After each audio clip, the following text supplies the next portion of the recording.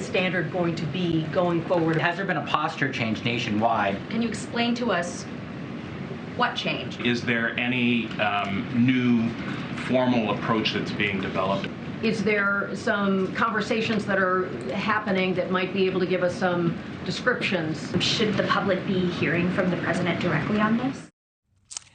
All of those got generally the same answer, which was a non-committal response by the White House spokespeople. And now both Democrats and Republicans are saying that President Biden himself should talk to the country and should talk to our adversaries. They listen as well. Putting aside for just 1 second the fact that he is commander-in-chief and leading in times of crisis when our adversaries are sending balloons over the continental United States, that's job number one for a president. Not talking, though, carries major political implications. Former South Carolina governor, ambassador to the UN, Nikki Haley, officially announces a run for president on Wednesday, and a possible 2024 Republican contender, former Secretary of State Mike Pompeo, continues to hit Mr. Biden on national security issues. Niall Stanage just finished an exclusive interview with Pompeo, White House columnist for our partners at The Hill, and with us now. Now, I want to get to the interview in a second. Are you understanding from the White House what the strategy behind having Mr. Biden sort of completely silent on this issue be? I'm not actually particularly clear what that strategy is. Now, clearly uncertainty is a bad thing, and it is particularly a bad thing when it pertains to something as bizarre and as sort of viscerally fear-inducing as unidentified objects overhead.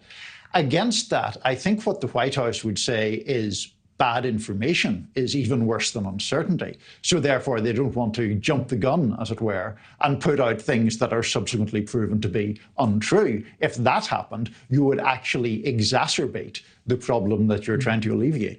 Well, and they kind of got caught doing that, right? When they initially said, hey, this happened during the Trump administration, they didn't shoot it down. And then the Trump administration folks came back and said, we were never briefed on this. We had no idea. The White House then had to admit, oh, well, nobody knew about it during the Trump administration, so we can't really blame them. And Secretary Pompeo talked about this with you, about the Trump administration and Chinese balloons. Take a listen.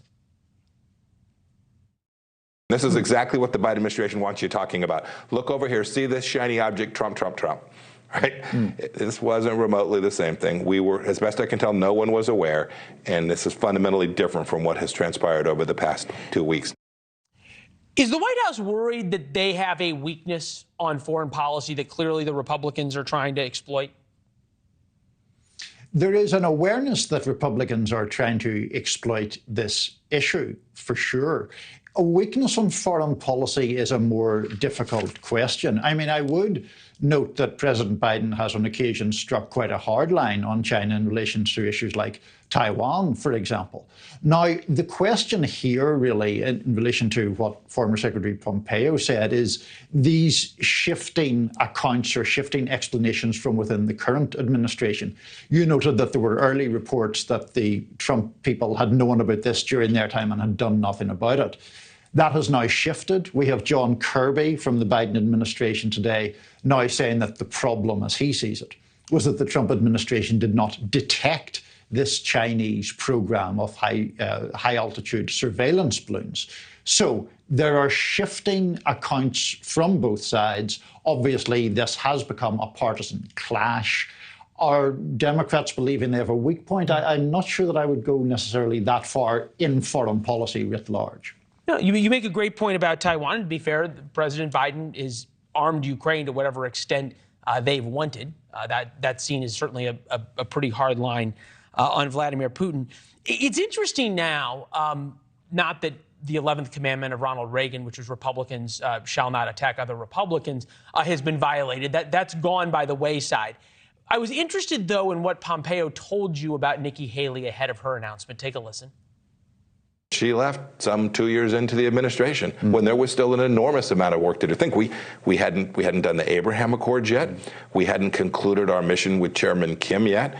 The pivot to confront the Chinese Communist Party was in its most nascent state. I don't understand how someone who believes that they have this incredible opportunity in an important role says, no thanks, I don't want to do that anymore.